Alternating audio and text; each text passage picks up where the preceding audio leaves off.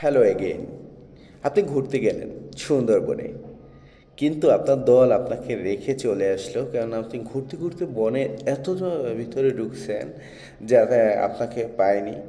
এখন হচ্ছে আপনি ওখানে খুবই একা। আপনি যেদিকে তাকান ওই দিকে শুধু বন আর নদী, কিন্তু আপনি কোনো আহ, বা কোনো মানুষের দেখা পাচ্ছেন না। সো আপনি 2-3 দিন পরে খুবই ক্ষুধার্ত, আপনি কোনো খাবারও পাচ্ছেন না। এখন আপনি শুধু দোয়া করতেছেন কীভাবে আমি একটু খাবারকে পেতে পারি, কীভাবে আমি একটু খাবার পেতে পারি। তার ভিতরে আপনি দেখলেন একটা পেয়ারা গাছ। পেয়ারা গাছে বড় বড় পেয়ারা। আপনার কাছে চাকুও নেই কাটার মতো। পেয়ারার সাইজ হবে এরকম। এখন এরকম পেয়ারা তো আপনি তো চাকু ছাড়া না খেতে তো আপনি খেতে পারবেন না, তাই না? কিন্তু আপনার অনেক ক্ষুধা। তো আপনি ফার্স্টে করলেন কি, পেয়ারাটা পারলেন। তারপর হচ্ছে আপনি এভাবে খাওয়া শুরু করেন। যেহেতু আপনার ক্ষুধা, আপনার পেয়ারাটা খেতে হবে।